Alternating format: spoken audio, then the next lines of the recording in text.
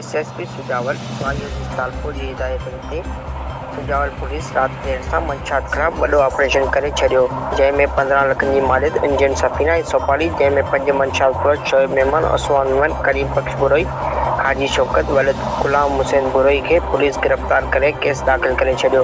हिकु ट्रक हिकु कार ते व्हील वठी केस दाख़िल करे छॾियो। गिरफ़्तार थियल मंछात फ़रोश शहर सुजावल में गुज़िरियल केतिरे अरसे खां शहर सुजावल समेत आसपास मंछात जो कारोबार कंदा रहिया।